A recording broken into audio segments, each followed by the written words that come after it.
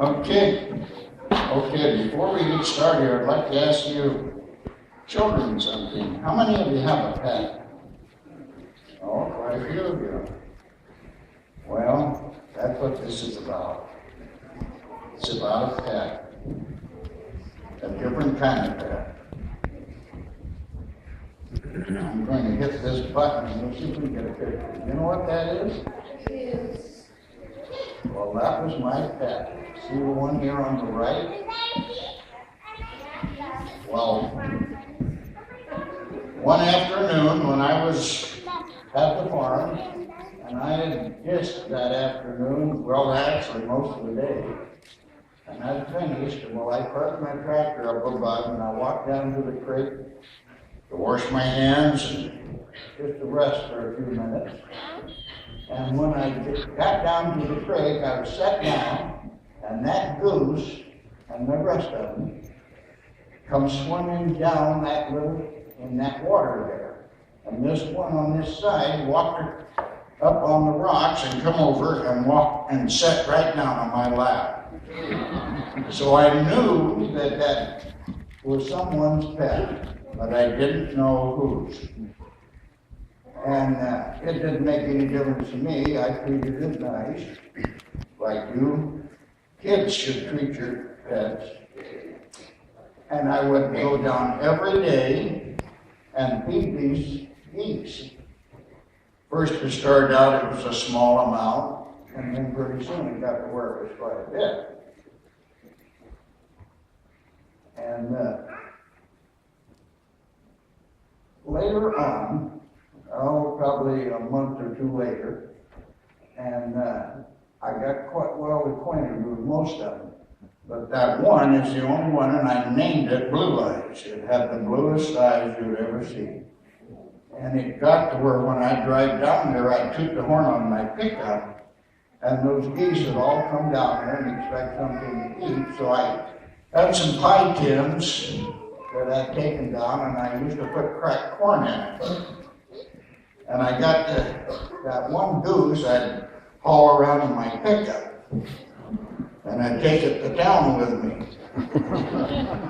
And one day in Mount Angel, where I used to go to buy feed, as I was pulling out from the curb to go back home, there was a woman that almost drove into me. Some elderly lady. She got her eyes focused on that goose. Instead of watching the road, she almost drove into me.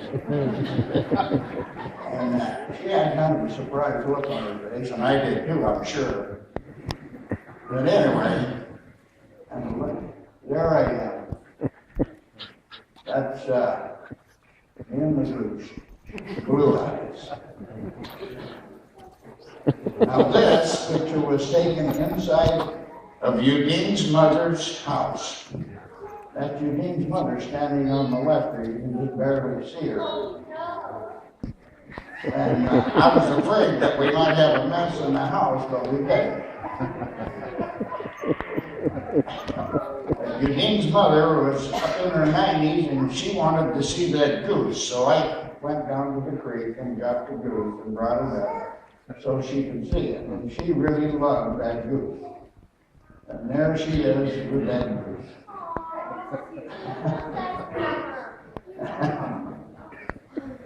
Now, there she is in my pickup with that goose.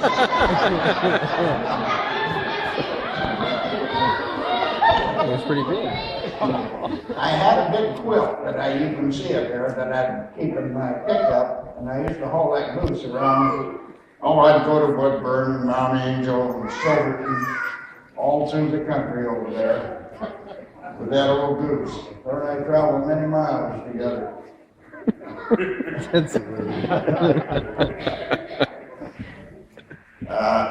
At the beginning of the story, I should have told you that when I left that first day, that goose wanted to follow me. And I told him, I said, no, you got to stay here with me. You can't go with me. Well, anyway, I went home and I was telling my wife about that at dinner. And she said, well, I've got to see this. So I said, well, come on, we'll get in the pickup, go down there and I'll show you. Well, then after we had gone down there and Eugene had seen that goose and met it, we started to leave. And as I was driving along, here this goose was flying right outside my pickup window. And Eugene said, look.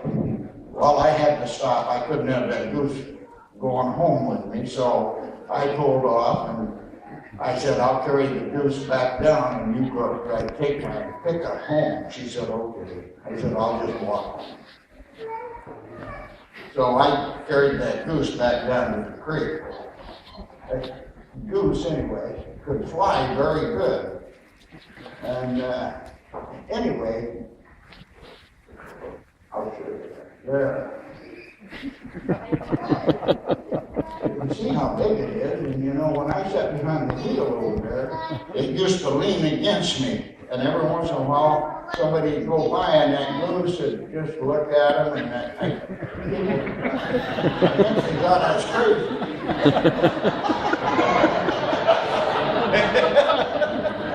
But I made sure I had my hat on so they could tell me from the goose.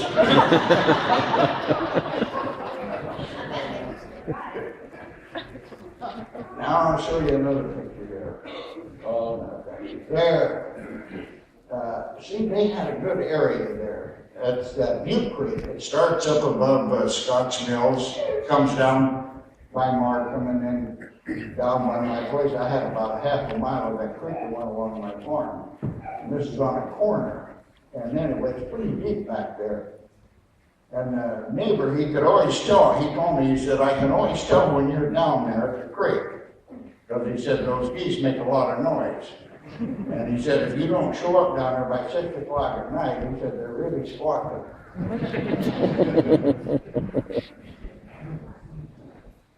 Now, maybe some of you recognize Mr. and Mrs. Rose. He used to be the pastor at Silverton for many years. I was telling him about that goose, and he wanted to see it. I think he doubted my word, so I said, well, you come on out. I'll take you down. Well, he came out to my house, and I took him down here to the creek. That's his wife, Virginia. I understand now he lives in Montana or northern Idaho or Washington, up in pretty close to the Canadian border. Anyway, that goose, as you can see, he came over to see me, and he didn't know Rose from Adam, but anyway, he got acquainted with him.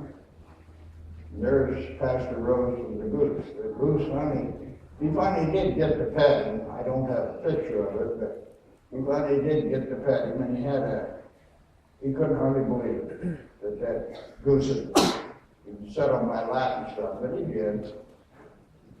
Oh, good.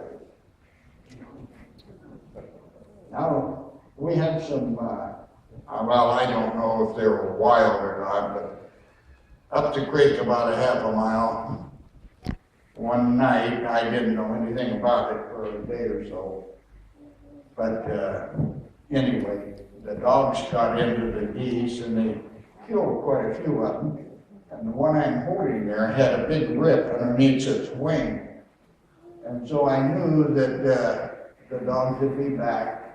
So I called up a friend of mine. His name is Warren Bramer, and he owned a farm, and this is his pond.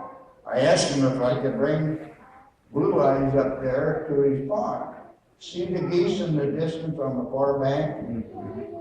Well, they didn't accept this goose very well, but I left that goose there. And see the geese there? He was kind of a loner, but I'd stop there at night and feed him. I was working in Portland, and when I'd come home, I'd stop there and feed him, and he'd always come over, and the other geese wouldn't come over. They were evidently was unaccustomed to this. They didn't know what to think. I don't think they ever did accept me. Then we got snow that winter, and I just left him there, and I quit going up there. Anyway, that's the end of the story.